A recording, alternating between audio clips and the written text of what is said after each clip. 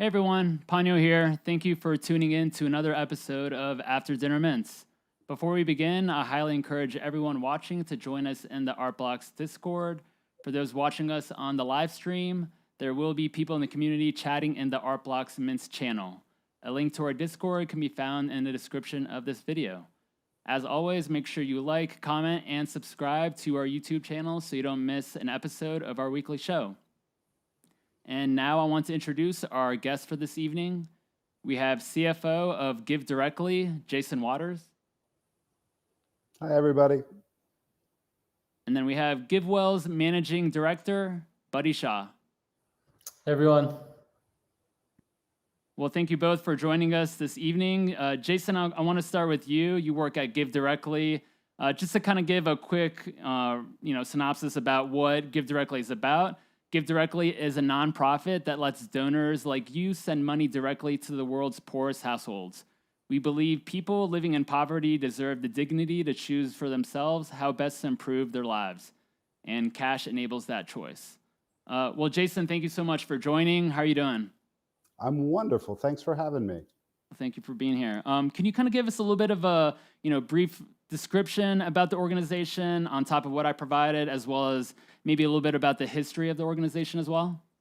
Sure, absolutely. And forgive me if I get any of the details wrong. My 5-month anniversary at GiveDirectly is the day after tomorrow. Congrats. And I'm still learning the pitches. But to the best of my understanding, kind of born out of the effective altruism movement, kind of a bunch of guys with finance, economics backgrounds, Michael Fay, primarily among them, kind of asked themselves the question, what's the most effective way to do good in the world? On the back of some research that was done by some very smart people in South American communities at the time, the answer they circled around was cash, right? Cash is efficient, cash is fast, cash turns into mosquito nets, food, housing, water, whatever you need it to be, wherever you need it to be. And GiveDirectly was born of that idea. Given the generally quantitative background of the organization, believe strongly in research and testing and proving that cash is effective at changing the outcomes of poverty for the people living in it. And so we started a very, very long 12-year UBI program about 9 years ago in Kenya, testing what works about cash: large transfers, small transfers, transfers over long periods of time, what we would call universal basic income, short periods of time. And as the data from those research projects has come in and continues to come in, became increasingly convicted about the effectiveness of giving cash directly, no strings attached, to people living in poverty, increases all of the negative, or improves all of the negative outcomes of poverty. Education levels, body weight, lifespan, et cetera, et cetera, et cetera, in a bunch of different ways. And kind of on the back of that, very steadily and impressively grew from a very small $1 million organization up to about a $40 million organization pre-COVID. And then COVID hit the world and we shut down. And a lot of organizations that wanted to do other things couldn't do programs anymore, and cash can be delivered electronically without touching people, without going door to door to do training programs, teaching programs. And we very quickly expanded to a $200 million organization and have continued that growth for the last couple of years. So today, we're operating in 10 countries in Africa and have begun finishing up a big COVID relief project in the United States, beginning to do universal basic income programs in the United States, and very impressively just reached our 1 millionth recipient and are very likely to deliver our $1 billionth early next year. Wow, that's amazing. Yeah. I kind of want to touch base. So we have this 4-minute video that I want to play for everyone in the community in just a moment. But, kind of touching base on COVID, as you mentioned, during those, obviously during the early parts of COVID, I'm sure there was a lot of need for money at that time. Given that, were there a lot of people donating at that time as well? Or did you just see people strapped for cash and giving back? A little bit of both. So there was a huge need for money. Governments, as we all recall, were relatively slow to respond. We I don't want to talk badly about anybody, but we beat the U.S. government response by 17 days in getting cash into the hands of people who needed it in Texas. A lot of people who were already wealthy became significantly more wealthy, and on kind of the back of that, we got significantly higher high net worth individual donations coming in, a not insignificant amount of them from the crypto community, largely targeted to taking care of the people at home, taking care of the US people.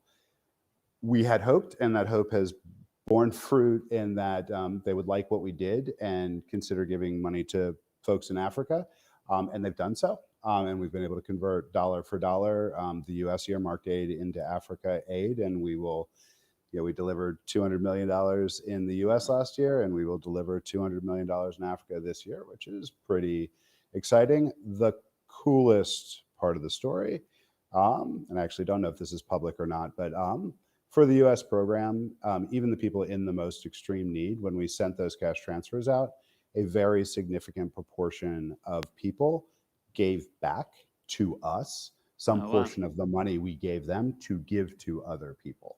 That's amazing. So we would give $1,000, they'd give us $50, $100 back and saying, pass this blessing along.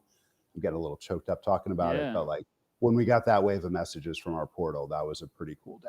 Oh, that's amazing. Yeah. It's great to hear. Well, we have this 4-minute video I want to play right now.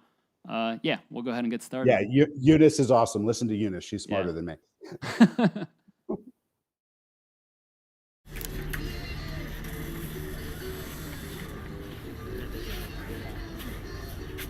I'm Eunice Olosanya.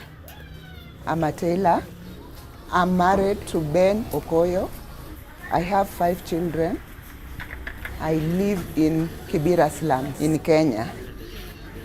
Life is not easy in Kibera. Most of us make $3 a day working, which is 300 shillings. Even there's a day you can come out with nothing. With this money, you have to buy sugar, vegetable, oil, water, and even you pay the latrine. So there's nothing you can save, by the way, because that $3, it is not even enough. In 2012, my daughter Brenda was diagnosed with cancer. It was very hard because chemotherapy was 45,000 shillings. So anything that you have to sell. After she battled with the disease for 4 years, by bad luck, Brenda passed away. When Brenda passed away, I decided to become a tailor. I went to Makina Market. I found one of the tailor, so I told her, can you teach me? And I found myself I can make a dress and someone can put on. But what I learned, if you don't have a capital, with business, it is useless. When COVID came, most people lose their job. People who are making $3 a day, now there was no money. All my clients come from Kibera, and all of us, we are affected. It was hard. People were desperate. I normally encourage myself, there is light at the end of the tunnel.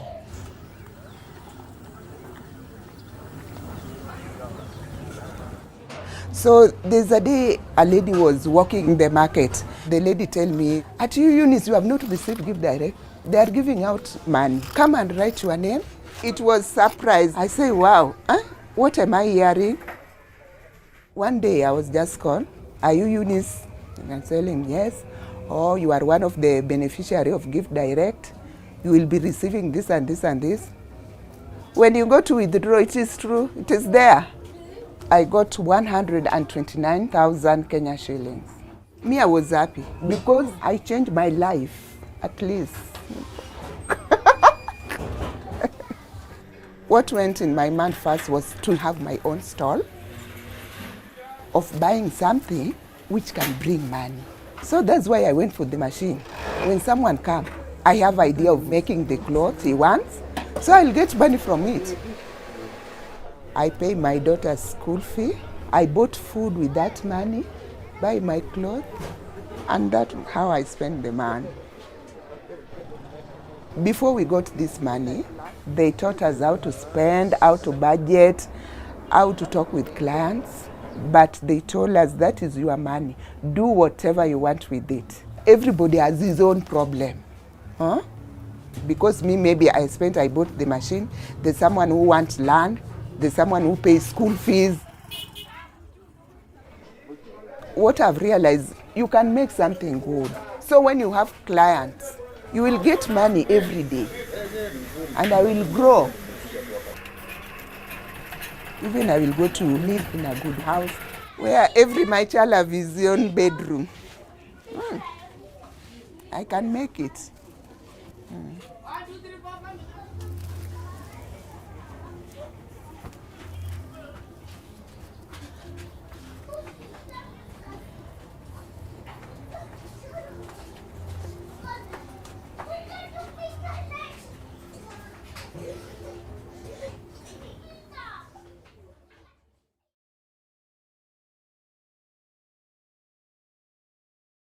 Jason, so I know you wanted us to, so this is the GiveDirectly website, and underneath the video, there's kind of this interactive part about the website. Can you talk to us a little bit about, you know, how to navigate this space and what to look out for? Yeah, I mean, a lot of this part of the website is geared towards Eunice's story is awesome. One of the great joys of my life is I get to wake up to those stories every day. This part of the website is, you know, people voluntarily tell us how their lives turned out a year or two down the road. Clicking through, interacting with that kind of gives you an idea of stories like Eunice that, you know, aren't sewing machines. They're cows and school fees and, you know, reproductive aid to have babies. One dude started a band, That's awesome. and it's kind of a way to explore that story and explore impact and kind of you know, clicking through the grid kind of highlights and brings different stories to the forefront. Another part of the story we probably shouldn't run through here, GD Live is literally the unfiltered survey response coming back from the field. And I would highly encourage people who want a like really good feel good moment, read through what some folks do with this money. It's really entertaining. Great. Okay. Well, we'll have to check out the GiveDirectly website. There's a lot of interactive, you know, features. You can read all the different stories, and you know, I've done that actually before the show, and it was just a lot of it's super heartwarming and definitely makes you feel good if you need like a pick me up. Yeah, it's the first thing I read in the morning when I log on, and it's really great. That's awesome. That's great. So I kind of want to touch, you know, get back into talking about GiveDirectly, and you know, there's so many organizations out there that obviously give back and do really great things. Like, how do you differentiate yourselves from other organizations that give back to people in need? I know you mentioned a little bit about, you know, you give them like cash, you know, whereas before, you know, usually has to go through a middleman or, you know, several different channels. So can you touch base on that a little bit? Yeah, I mean, that's really our special sauce, right? Lots of smart people doing lots of smart programs in the world, like lots of things on education, lots of things on technical assistance and farming and mosquito nets and deworming pills and lots of like really, really, really important work. For us, efficiency and agency are really the two North Stars that we operate around. Like getting a dollar from a donor as close to a dollar to a recipient. Like right now, we're running about 88 cents on the dollar, gets from the donor to the recipient. That's a really high efficiency level for organizations like ours because we don't use any middlemen, right? And we have very disintermediated processes. And to the extent possible, you know, use technology and increasingly use technology to not need human beings to be in the process, right? Our goal would be instantaneous transfer of cash from donor to recipient with zero friction in between, right? You know, that 12 cents, you know, covers an entire global organization, 750 employees, banking fees, transfer fees, all that other good stuff. And then agency, right? Like Eunice said, right? Everybody's got their own problems. And it's really expensive for us to sit in New York City and crunch a bunch of spreadsheets and decide which problems are important for which people, and then figure out how to match the market and the solution to a need. not in every place in the world, because cash isn't the answer to everything, but in those places where cash does provide choices between, do you live close to the well or not? Therefore, how valuable is water to you? Like, do you want a cow? Do you want a sewing machine? Is it an urban or rural environment? Like, what are your values? What's important to you? I personally would argue, and I don't know that I want to speak for the organization on that, for me, the definition of poverty is like lack of choices due to economic constraint, and giving people the choice that comes with cash in those places where it's appropriate. It's about freedom of choice, freedom of poverty, freedom to be the person you want to be, build the life you want. And that's what we think life is about. Yeah, definitely. And you mentioned that you're primarily just in Africa right now. Which countries are you seeing that, are in most need of, funds to help out? Yeah, I mean, so 710 million people on the planet live on less than $1.90 a day, which is about 60% of what Eunice was living on at $3 a day. 492 million of those live in Africa, right? Right now, I think the highest concentrations, Nigeria is near the top. DRC is a huge concentration. But it's kind of hard to go into a country in Africa and not find populations in the millions living, below what the UN would call the extreme poverty line. And right now we are either in or actively working to start programs in all those countries, right? That's great. And where do you see the most money is spent? Like you mentioned, obviously somebody wants a cow or maybe they want a sewing machine. Like, do you see that? I mean, are people, do they mention that? They're like, hey, like I need X, Y, and Z, or is it like, hey, I just need money, and then they'll kind of like figure it out on their own? Yeah, this is one of our learnings. So we have to be really cautious about what we say to almost every engagement these people have with NGOs comes with strings, right? Like we're saying, you can buy land, they'll all buy land, right? If you can buy cows, they'll all buy cows. And so the unconditionality thing is a surprisingly difficult thing to communicate to people. And so we try to the extent we're operating alone, say very little about what we think they should do with the money. If we're working with partners, some of those partners kind of have us nudge things in the way that they were nudged with Eunice on budgeting and engaging with clients and starting a business, which are all super good things. What we do is we have an internal investigations team that goes back and makes sure everything was done ethically and soundly and nobody was defrauded, stole their money, beat them up and took their sewing machine, things like that, to make sure we can do it well. In the context of those follow-up visits, we ask the question, what'd you do and how'd it work out? And offer them the opportunity to fill out the surveys that come through GD Live. A lot of cows, right? A lot of people in a lot of rural villages. And cows, actually, like a cow cuts your calorie cost in half, right? Produces enough milk for a family to basically cut your food bill in half. 2 cows, in most cases, creates a surplus that you can sell. All of a sudden, you have cash flow, right? So cows in a lot of places make a lot of sense. School fees are way up there. So not surprisingly, people want better lives for their children and are more than willing to invest in that. Houses, right? Food, shelter, water near the top of the list. Kind of once you get out of that category, it's all over the place, right? Lots of starting small businesses, buying motorbikes to start taxi services, or to spend 45 minutes a day getting water instead of 4 hours a day getting water, right? Like 4 hours a day on a $50 motorcycle is a big deal, right? Yeah. And every once in a while you get a curveball of a guy who started a band. Turned out there was, he had a passion. He had a passion for music, and like it worked out. Like there wasn't a whole lot of live music in the neighborhood, and so weddings and festivals and whatever, it turned into an income stream for him on the back of his passion. Yeah. My personal favorite story is like this little 16-year-old girl up in the mountains of Malawi, 0 electricity, 0 motorbikes for about 200 miles around her. Wow. She spent $380 on a motorbike. She went from living on $1.40 a day to $16. She increased her quality of life 10 times with a $386 investment. Wow. Right. That was well beyond her reach. Like that was probably more cash than existed in her small little compound before we got there. right? And that stuff's really cool. Yeah, those are such great. I don't know. I feel like, especially with the guy that you said started a band, that brings a lot of joy to people, So it has kind of this domino effect. People might think, oh, he started a band, but at the same time, I think that's great. And maybe people need live music. A woman who was married, she couldn't have kids. They were living a really rough life.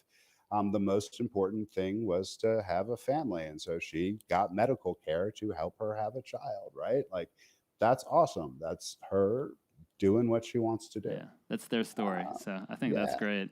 Well, tell me this, so if I were to donate, let's just say like $100 to GiveDirectly, what's the breakdown of how the funds are used? Obviously there's going to be some funds that need to be used to pay for like administrative money, but then also Sure. I'm sure there's a lot of elements that people just don't understand. Sure, absolutely. So the breakdown today, like 2021 year to date, so of that dollar, it took us 2 cents to do ad campaigns, keep the website up, raise that dollar, right? Our growth and fundraising team, it took another 4.5 cents to cover corporate overhead for the New York team, the CFO, the managing director, the finance team, the people team, kind of the corporate infrastructure, audits, nonprofit filings, all that fun stuff. That takes us to 6.5 cents. So I have 5.5 cents to cover the field office overhead. So the human being that walks to your door, registers you into the program, in most cases gives you a cell phone, teaches you how to use it, enrolls you in mobile money, and facilitates the transfer of the cash. And then, 88.x cents goes to a recipient. And we've got it set up that, we prefer unrestricted cash, which lets us pick where the people are in most need. But if you've got a particular passion for a community or a program and a preference for long-term universal basic income versus large lump sum payments, you can earmark funds in your donation in any way that fits what you think is important, and we'll make sure it gets to people that fit those criteria. And we do accept lots of crypto on the webpage. And if you have something you want to give us that's not on the webpage, if you send us an email at info@, we will figure out a way to take it and liquidate it and turn it into cash. Oh, that's great.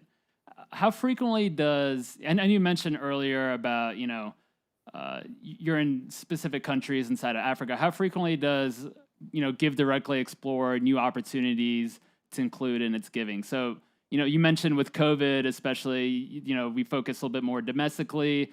And, if there are some of these like natural disasters or maybe something crazy happens across the world, is that something that, you'll keep your an ear to the field and kind of just like check it out and consider using that? Yeah, so we have a specific team, our humanitarian team, that is geared up to go quickly to areas where bad things have happened. Poverty can be structural, and poverty can be event-driven, right? Like volcanoes, war, famine, flood, whatever, can push people into poverty in the short term. We've got a team who can quickly mobilize, figure out if we can spin up a pool of funds from donors and get that money to the field quickly. An example of a no-go decision in that category, the hurricanes that happened in Louisiana about a month and a half ago looked like they were going to be bad. We all had bad memories of Katrina.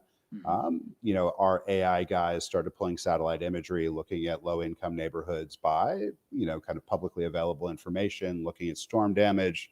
We had 2 people on the ground walking around neighborhoods figuring out, and this was with Google money, who has like a specific hurricane response US program that they're looking to fund. And the decision on the ground was it wasn't a situation that we were geared towards deploy a lot of cash quickly, wouldn't have actually fixed anything for anybody. And so that was a no-go decision. Other side of the coin, Yemen, in one of the largest humanitarian crises the world has ever known, very hairy place to go right now. We just got the go-ahead from the government to start delivering aid to people in the midst of what's effectively a civil war. And so, we want to make sure that our recipients are safe. Like, there are places where giving people cash creates danger for them. We don't want to do that. There are places where it's very dangerous for us to go. And, we don't want to endanger our staff any more than we want to endanger our recipients. But yeah, we are literally always looking for how to solve the answer for all 710 million people living in that Yeah. extreme poverty bucket. Yeah. And that'll happen in big chunks, right? Like we figured out rural populations. We're starting to figure out urban populations. We're going to do some really cool stuff with very remote villages next year. We had a really exciting thing actually today in Kinshasa in the Democratic Republic of Congo. 26 million people, the massive majority of which are living in what most people would call poverty. We created this really cool technology. It's kind of a high-tech, low-tech solution where we work with the government, we work with Vodafone, we basically have everybody pre-registered, and then we drive through the neighborhood with a truck and say, call this number and get money. And they call that number, and we paid 10,000 people in about an hour, like literally walking through the neighborhood for some COVID relief money as a pilot that is very likely to expand very soon. So yeah, stuff like that. Yeah, I think that's fantastic. So you were talking about crypto earlier. I know you've worked with some Art Blocks artists. Can you talk a little bit about, I know Jake Rockland is one of them. Yeah, can you tell us a little bit about, your experience dealing with, some of our artists and in the crypto space? Yeah, I mean, Art Blocks has been really good to us. So Jake, I think, kicked off, I think he's given us about $2.5 million off of a couple different auctions. And I had a really fun doing math today. So like the Stipple Sunsets NFT are like this really cool pointillism, like Miami-ish sunset things. Yeah. And I actually like counted all the little dots, and there are about 12,000 dots per NFT. And there was like a series of about 300. And I was like, all right, so 1 million people is all of the dots in about 150 of those, the NFTs, right? And like kind of connecting the scope of operations to that art, which is cool. Just a couple weeks ago, Steve McKelney did the fake internet money auction, which got us a little north of $500,000 in Ether, on a really low friction engagement. My understanding is that he talked with you guys about charities that were, crypto friendly. We were towards the top of that list. He donated a very generous proportion of that auction to us, and the money flowed in. I liked his art in particular. Like we were jazzed by it in the office, and so went over to Brooklyn, had lunch with him, and talked about, kind of maybe doing more with that community, and maybe turning some of our recipient artists and artisans into NFT artists and artisans, and kind of ways to connect the recipient to becoming a donor and benefiting in the process, and kind of creating more access to underrepresented communities within the NFT and crypto space, which we think is super duper cool. And I'm actually probably going to take a group of people over to Kenya at some point in the next 6 months to see if we can make that happen. And then a handful of other people on other platforms. I'm going to say net proceeds in Ether this year in NFTs, probably a little north of 8 million. We were the recipient of the Jack Dorsey tweet auction. So that 2.5 million NFT auction last year or the year before last, I think, came to us. And so, yeah, I mean, Joe, who's our managing director, has a specific interest in this stuff. He happened to have hired a CFO who is also super into blockchain technologies. And so we think this is cool in and of itself. It just happens to be handy that it turns into a thing that we can do every day in our jobs, which is neat. That's always awesome. So like, what's your understanding? Are you a collector of NFTs? So I have not yet delved into I have not yet put money into the NFT markets. To the extent things are like popes or free, or like particularly happening in my girlfriend's neighborhood in Brooklyn with like drag shows and NFTs associated with the performers, and like I'm supporting a specific person doing it. I've done that. I do invest personally in crypto, and I'll say candidly, I was busy starting a new job, and previous to this, selling my company in the midst of NFTs kind of blossoming into a thing. I'm personally at this point way more interested in the art itself, which in many cases I think is cool. The kind of philosophy behind concepts of ownership, the technology behind smart contracts, and kind of the art without the gatekeeping of the art world as the things Jason finds most interesting. Although I'm increasingly tempted to enter the market as some new stuff. I want the $1 million Wu-Tang NFT badly. I love that. I love that. Gotta love the Wu-Tang. Yeah. So with regards to donations, how let's say even if we don't have crypto, or if we do have crypto, like how can people like in our community donate to Give Directly? Like what are the easiest ways? And is it just a matter of going on the website and there's like a ETH address on there, and we basically just send it through MetaMask, or? Yeah, that's exactly right. Okay. So lots of options to choose from. I think on the website we've got a half dozen coins with public addresses posted that you can just dump coin into. If you've got something that requires a non-third party wallet, we've got that too, and just kind of connect with us through info at We Love Cash. You're welcome to give us a one-time donation. We've got this really cool product coming out in which you can basically fund somebody for a UBI project for 5 years at $30 a month. That'll be coming out next year, and you kind of get a monthly message when your money gets there, and if they ever respond to the donations, you get like immediate personal feedback. Yeah, and we'll take gifts of stock, and effectively, if I can reasonably turn it into cash without spending an enormous amount of money doing so, we'll figure out a way to work with it. Excellent. Yeah. And then what are some future plans, maybe a roadmap for the organization? Like, do you have anything that you could share with the community?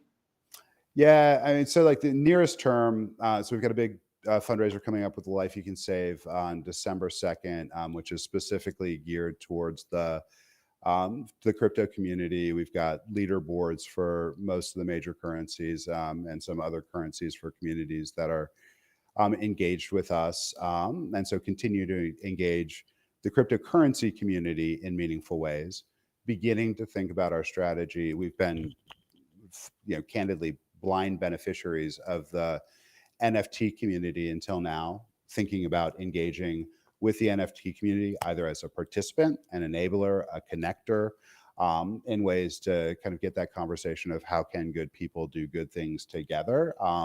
Whether or not that directly or indirectly benefits us, whatever, we still think that's cool.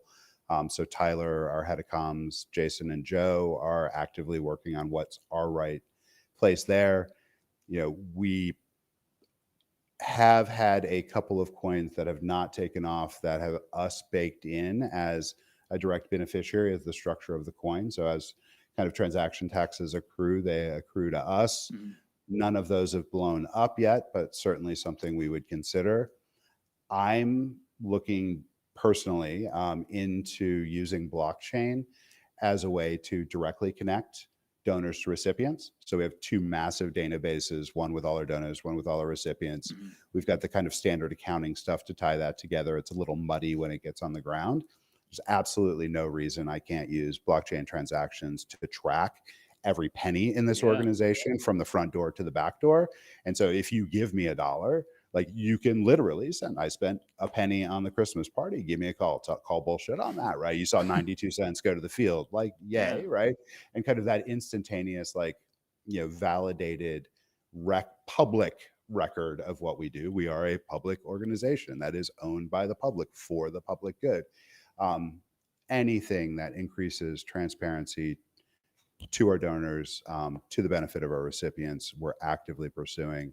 Salesforce has a kind of a cool native blockchain solution that I think we're going to leverage to pursue that. And I'm very excited about that. And then, I am absolutely certain that the world will change in some meaningful way tomorrow, and that we will continue to have to adapt and react to this community, which is far more innovative than we can be. But we will follow as fast as we can. Excellent. And, Jason, how can people reach you, or, can you provide us the website for Give Directly so that, anyone listening can, reach out to you or check out the website to donate? Absolutely. So GiveDirectly.org is where we're at. There's a big donate now button if you want to skip all of the copy and go right to the donation. If you want to go to the Life You Can Save, that's the crypto fundraiser happening on December 2nd with Peter Smith and others. And you're always welcome to drop me an email if you need anything you can't find in either place. And I'm at jason.waters with 2 T's at givedirectly.org. Perfect. Jason, thanks so much for joining us tonight on After Dinner Mints. Up next, I want to bring on Buddy Shah from GiveWell. How's it going, buddy? Yeah, doing well. Excited to be here. Yeah, thanks for being on After Dinner Mints. So I kind of want to just, I have like a 2-line I just have a sentence to talk a little bit about GiveWell. And then, I just want to jump into it and then learn about the GiveWell organization. So GiveWell is a nonprofit dedicated to finding outstanding giving opportunities and publishing the full details of their analysis to help donors decide where to give. On that note, Buddy, can you talk to us a little bit about the organization? Maybe just like a brief history about, how it came about. And I'd just love to hear a little bit more. Yeah, absolutely. So, Masood, our job at GiveWell is really to kind of search the world to find the causes that can save or improve lives the most per dollar. And so we start from this point of view, just as the previous guest was talking about, of trying to do as much good as possible. And so really grounded in the effective altruist movement and community, in one of the earliest organizations in that movement. And so what we're really trying to do is ask a question: how can you do as much good as possible?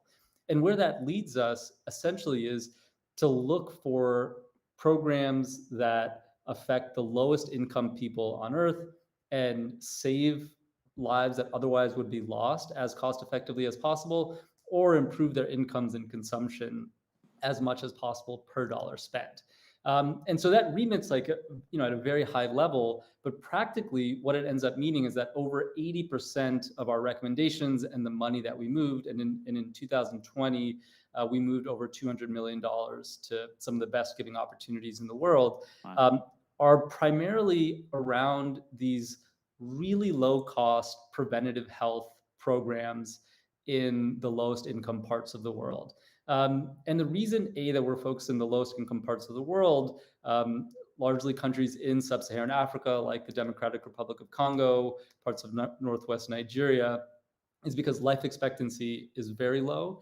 And we know the solutions to solving them, that there's a very, very rich set of evidence around what works and what doesn't. And there's simple things like anti-malarial bed nets, where in malaria endemic regions, you just need to sleep under an insecticide-treated bed net, and that dramatically reduces the risk of getting malaria and dying from it. Similarly, things like vitamin A supplementation, where it's just a couple dollars to get a vitamin A supplement, and it protects you from a whole host of different diseases that lead to mortality. And so, what really our research team does is look for the most evidence-backed, cost-effective ways to save lives per dollar spent. And in addition to that, actually, one of our top charities for the last decade almost has been GiveDirectly. And so GiveWell has channeled millions of dollars to GiveDirectly over the years, one of the few kind of non-life-saving programs that we've directed substantial funding to. And just to give you a sense for the types of programs that we feel are the most cost-effective ways to save lives, are things like anti-malarial bed nets, where it literally just costs $7 to procure and distribute to a rural village in a malaria endemic region like the Congo or Nigeria. It's $7 just to do that, and that translates roughly to $3,000 to $5,000 per life saved. And I think one of the kind of important core parts of GiveWell is we're trying to get to the true answer of what is your marginal dollar buying you in terms of a life improvement. So, we probably all remember the ads that you'd see on TV of, kids that looked like me when I was a kid in India or sub-Saharan Africa with flies around their eyes, saying that like $20 can save someone's life. And a lot of that's bullshit. And they're talking about, you can provide something for $20. That's true.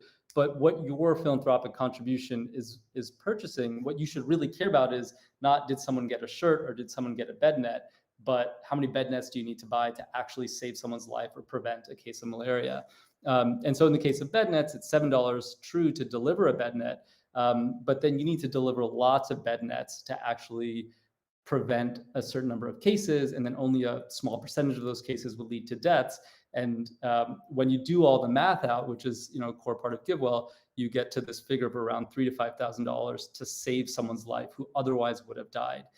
Similarly with vitamin A supplementation and others, and many people, when you say that figure, they're like, "Wow, that's so expensive." I hear claims that it's much cheaper, but on the other hand, if you just reflect on it for a second and you think that you have the ability to save someone's life who otherwise would have died for just a couple of $1,000s, which for many people, that's our discretionary spending in a year, is pretty remarkable. And compounded on top of that, most of these deaths are to kids under 5. And if you get out of that critical under 5 mortality window, when people are especially vulnerable, they tend to live to 50, 60 years old in most of these countries. And so really you're talking about $5,000 to create 50 additional life years. And that's pretty exciting and pretty potent. And it's kind of a tragedy that between global institutions like the World Bank and the Global Fund, national governments in low-income countries, and other foundations, that there still are these funding gaps that remain. And so, that on the one hand, that makes it exciting that our dollars can go really far at saving or improving lives. And on the other hand, it's kind of tragic that there are known solutions with a ton of evidence behind them that work. They're very easy to deliver, and the world still hasn't delivered those things. Yeah, definitely. So which areas, I know you mentioned, so parts of Africa, like, are there other parts of the world that you're focused on, or is it more, sub-Saharan Africa, as you mentioned?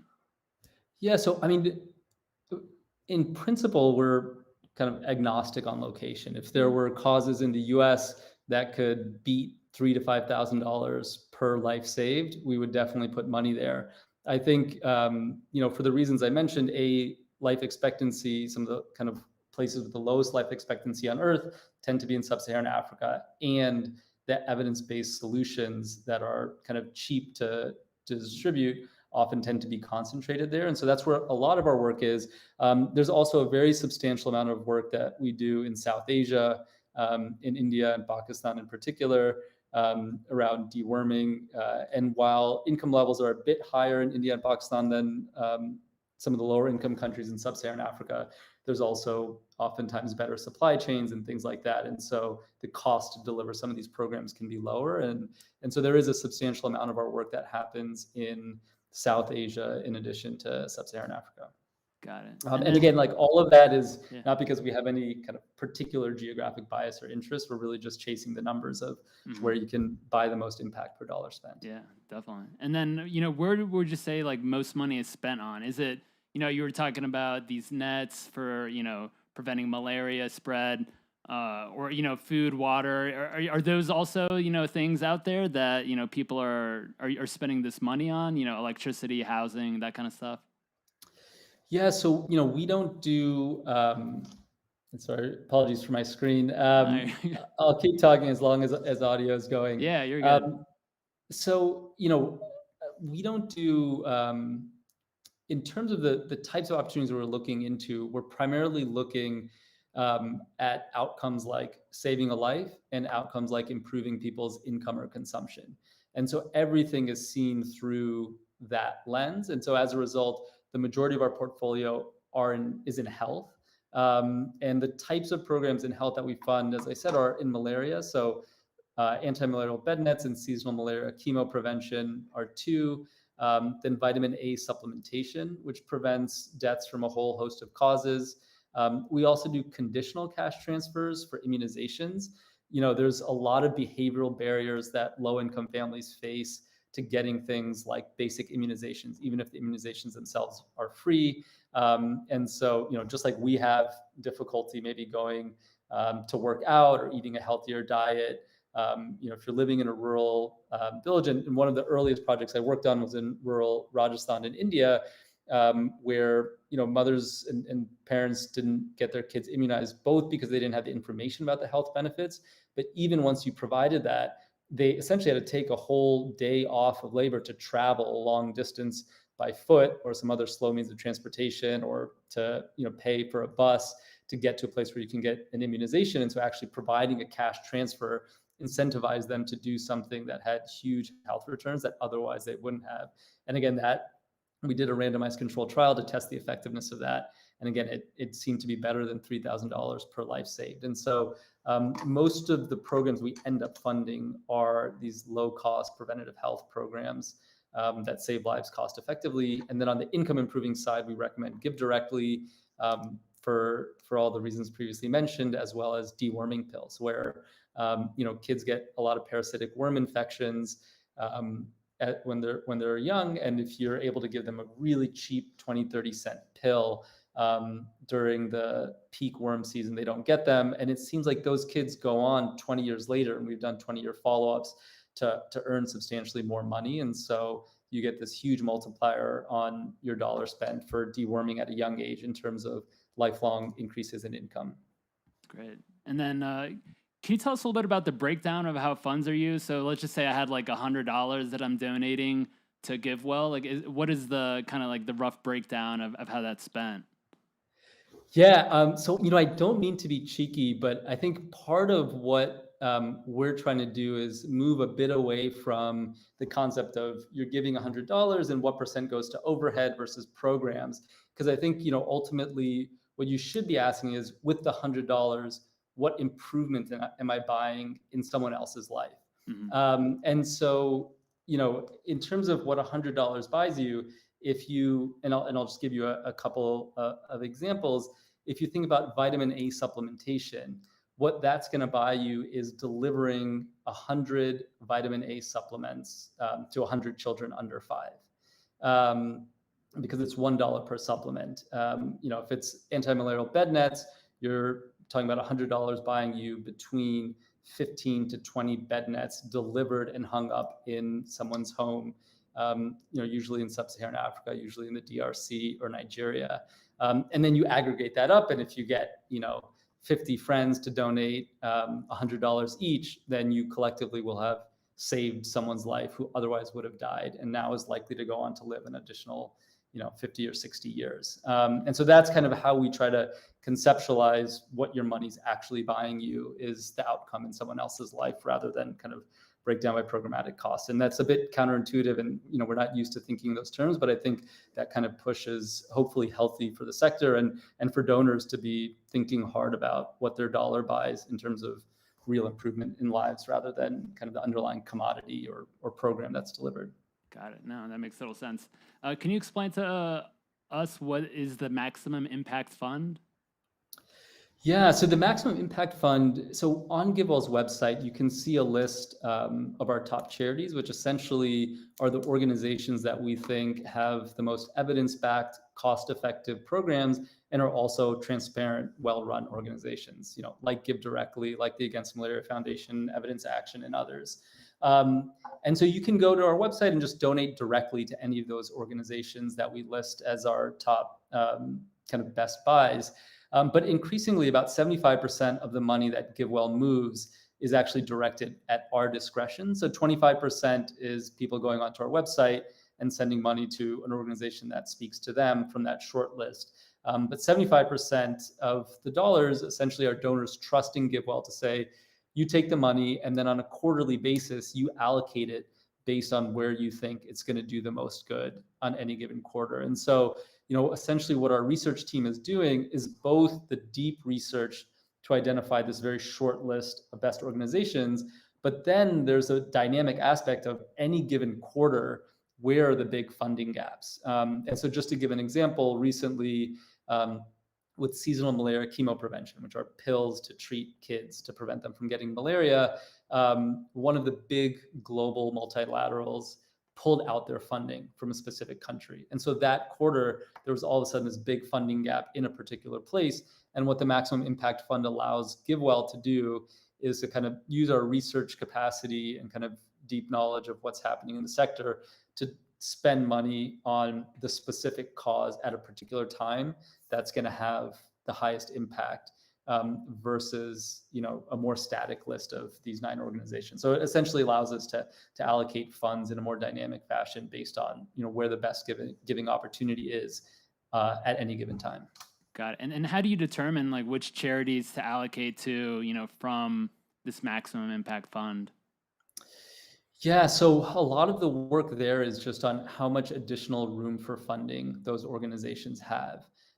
So, again, kind of counterintuitive. There have been times where the core program an organization runs, like say anti-malarial bed nets, for a simple example, looks really cost effective, but they've essentially been fully funded in all the places where there are funding gaps. And so we'll temporarily not spend money or direct money to those programs because essentially their best uses of capital, the places that need bed nets, where no other funders are working and where it's cost effective, have already been taken up by other funders. And so in those cases, we kind of think about, all right, where are there existing funding gaps, and let's close those. And so that kind of process every quarter is looking very hard at where there are current funding gaps that are cost effective and moving the money there and away from places where, even though the underlying program and organization is strong, they're not going to have a super cost effective place to spend it. And that matters a lot, because even if you think about, again, something as simple as bed nets, whether you're delivering those in a remote part of the Democratic Republic of Congo could mean saving many more lives per dollar spent than in Kenya, where the Kenyan government and the Global Fund kind of have it covered well. And so it's really important not just to think about the underlying program and the organization, but also, where in the world there's the most need. And that's, a thing that just requires some specialized knowledge. That's awesome. And obviously we're in the crypto NFT space, and we have artists that are looking, to give back. Have you worked with any? Has GiveWell worked with any artists directly? And if there are some artists, listening or watching, how can they get involved and maybe work with you all to make a big donation, a sizable donation to the organization? Yeah, so I mean, we've just been really, really humbled by just like GiveDirectly has, by the amount of support from the broader crypto community. In May of this year, Vitalik Buterin from Ethereum transferred $55 million worth of Ether to GiveWell, which is huge. Wow. And that's going to save over 10,000 lives. That's going to create hundreds of thousands of additional quality life years. So that's really amazing, not counting Vitalik's 50 million plus contribution. Just through the third quarter of this year, we've received around $9 million worth of crypto donations. There's kind of been more organized efforts, like the DeFi project Munch has transferred over $1 million to GiveWell.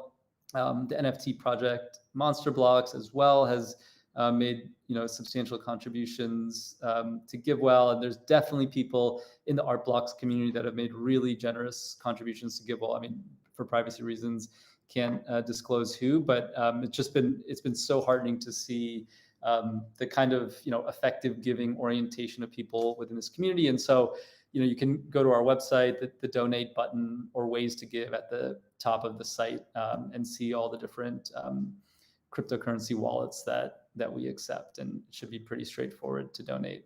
That's great. And are there any notable stories from people that have received funds that maybe you'd love to share, or I don't know if there's something that really pulled in your heartstrings or something, and that's it kind of makes you realize you're working for an organization that's really doing well. So I don't know if you have anything that you'd like to share. Yeah, I mean, one, I would just kind of refer back to the previous GiveDirectly stories. I think there's, Eunice's story is so powerful. GiveDirectly is one of our top charities. And, I think one thing, as GiveDirectly as a resource allocator, we're further from the individual stories. But I think, a thought experiment I often run in my own head is that, if there was someone in your household who was going to die, and it only took $3,000 to save their life or extend their life by 50 years, is there any way that you would take that $3,000 vacation to Hawaii, or not reduce your clothing budget or get a cheaper car?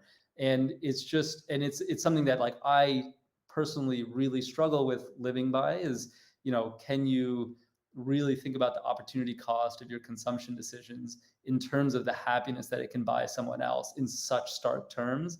And I don't think it's always healthy to try to live to that, because then that would mean we should all kind of be ascetics, living as simply as possible and donating every dollar of our disposable income.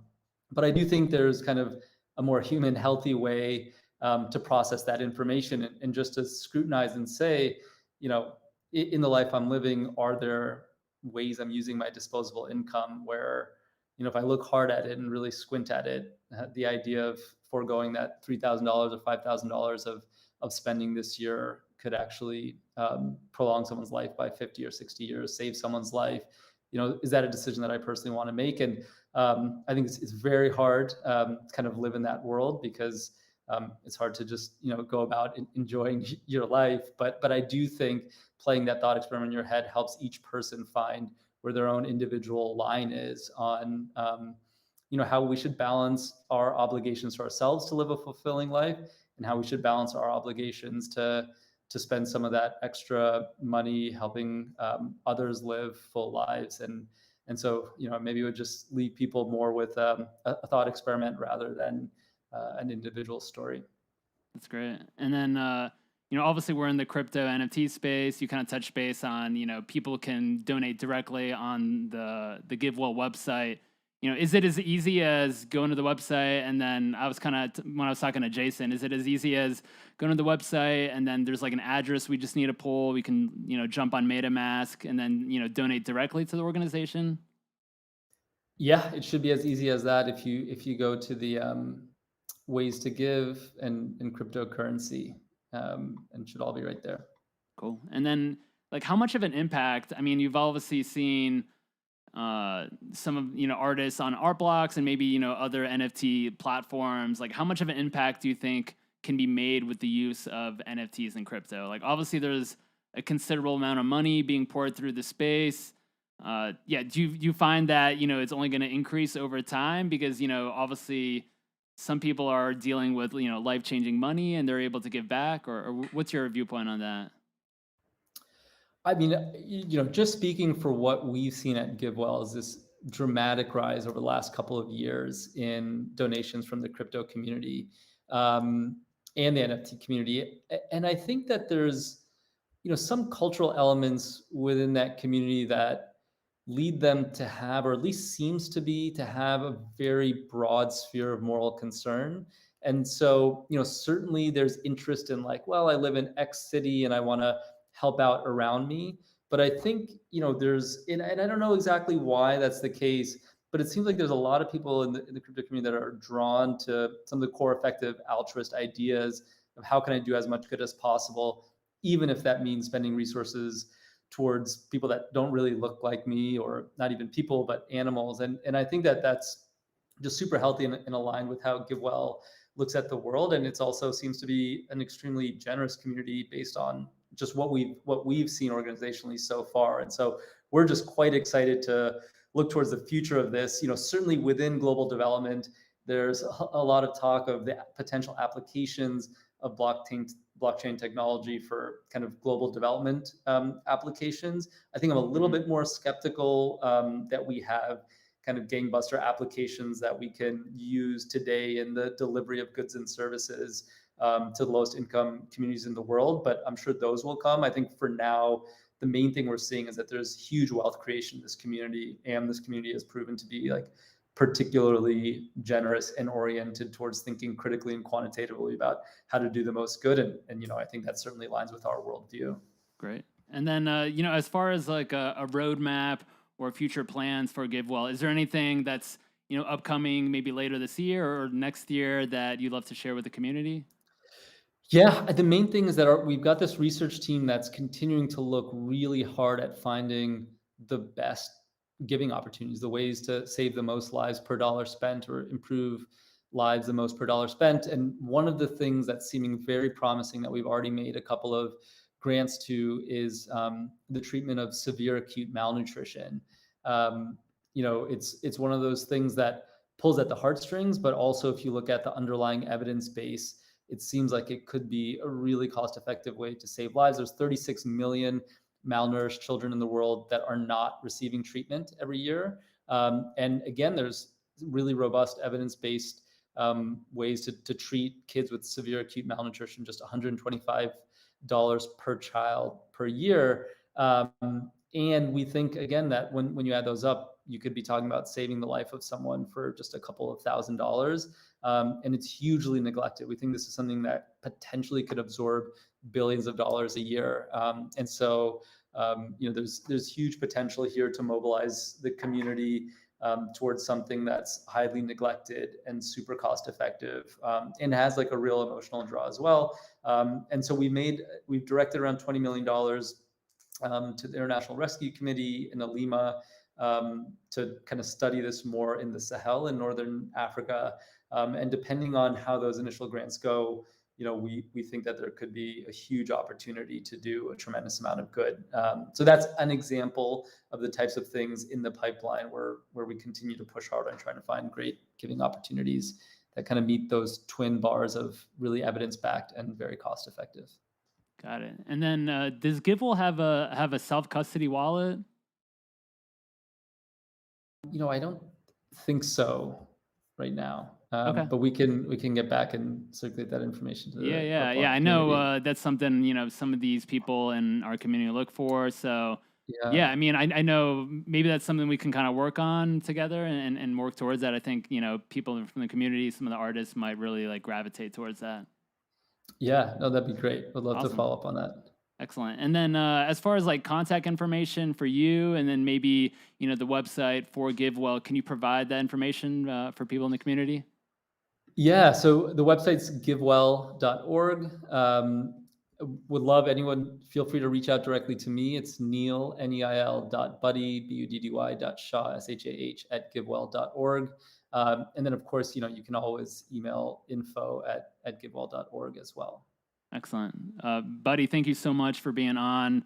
I'm so appreciative of, you and Jason both being on. I think giving back to the community, obviously some people here in the NFT crypto space, they're obviously dealing with life-changing money. So I think it's always just great to consider giving back to others in need. So thank you so much for both being on here talking about those organizations.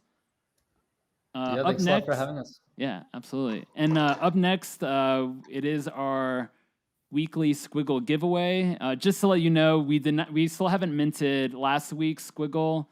There's obviously a lot of us that are super busy, so we'll try to get those last week's and this week's both minted before the end of the week or early next week. Obviously, a lot of events going on, NFT, NYC. So yeah, just give us a little bit of time, and we'll go ahead and get those minted. So I will post a link shortly that will lead you to 4 trivia questions. Most answers can be found on the community-driven ArtBlocks wiki page, which is artblocks.wiki. You will need to answer all 4 questions correctly, and you're going to have to get all 4 correct within 90 seconds. So we're tightening it up just a little bit. I'm going to post it. Going to post it a couple times in the ArtBlocks Mints channel. So you'll have 90 seconds as of now to answer all 4 questions correctly. Just a reminder, those are all going to be found on the artblocks.wiki page. And while we are waiting on that, I want to go ahead and bring up a couple of these love to see it highlights from the week, highlighting some of the positive moments in the ArtBlocks community Discord. First one is pixelrich.eth saw that a crypto New Yorker was listed way too low and decided to buy it knowing that it was someone who might have fat-fingered the listing or something even worse. It just so happened that the original owner interacted with one of those airdropped NFTs, and soon after the NFT was sent from their wallet to another wallet, it was then listed for 0.059 ETH. The best guess is that the scammer had no idea what they basically, scammed out of this owner, but pixelrich.eth was eventually paid back at cost from the original owner. That original owner of the Crypto New Yorker received it, and all parties are happy. So I just want to give a huge shout out to pixelrich.eth for looking out for others within the community. And second one is was turned in from D. Bachman, brought this to my attention that B. Deuce gifted Stipple Sunsets number 12 to the Gipper. Bidu said that the Simple Sunsets number 12 embodies the GM ethos in every way, and thought it would be the perfect first art blocks piece for the Gipper. The original community member, Buck, actually generously gifted that mint months ago to Bidu, so it's been nice to kind of see that being passed on from one community member to another. So it's great to see Bidu, Buck, and other people in the community kind of giving back. For anyone that has a Love to See It highlight of the week, please drop me a DM so we can share some positive highlights from the community. And with that being said, I'm going to go see how much more time. Looks like we have about 30 seconds right now left. And after 30 seconds, we will go ahead and find out who wins a brand new Squiggle. And if you are entering in, make sure you have your ETH wallet address ready. Since we are not minting it tonight, just go ahead and send that to me directly. We'll go ahead and announce the winner in just a moment, in about 10 seconds. Just one news and note for right now. We have a curated drop this upcoming Monday. Obviously been on a couple months of or not a couple months, about 4 or 5 weeks of a break from our last curated drop. So Ben Kovac, the curated drop will be released on Monday at 12 p.m. Central Time. So more info on the Discord and the upcoming channels or upcoming projects channel.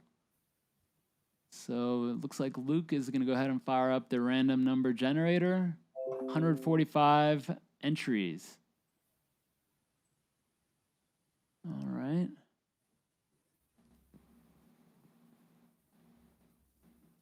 Looks like number 30.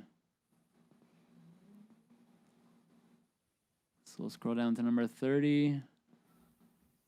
And then Luke, if you can go ahead and post that inside of the Art Blocks Men's channel. Looks like he's typing it right now. Oh, Leon Hester. Congrats, Leon Hester. You are the brand new winner of a Chromie Squiggle. So go ahead and send your ETH address to me. We'll go ahead and make sure that it gets minted, hopefully within the next few days. If not, probably early next week. So congratulations to Lee and Hester. On next week's show, on Wednesday, November the 10th, at a normal time of 7 p.m. Pacific, 10 p.m. Eastern Time, we have Generative Artist, Numbers in Motion, and generative Artist, Sarah Ridgely. So looking forward to that show next Wednesday, November 10th. And with that being said, I want to thank our guests again, Jason Waters from GiveDirectly, Buddy Shah from GiveWell for joining me in After Dinner Mints. Really, really appreciate you both talking about your organization. And yeah, if anyone obviously has any questions, make sure to check out their websites. Yeah, and if you have extra money, obviously this is the time of year about giving back. So yeah, check out those organizations. They're both excellent. Did you have something you want to say, Jason? I was just going to say, it looks like we got 3 donations during the course of this show, some Amazing. USDC and some ETH. So whoever Incredible. you are, thank you so much. You rock. Awesome. Well, that's love to see that. That should have been maybe for next week's highlight for the Love to See It highlight. So thank you both to our guests. As always, thank you to everyone in the community for tuning in.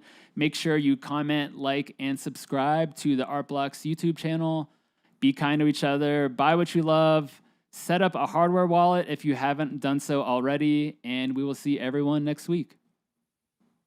See y'all. Thank you. Thanks.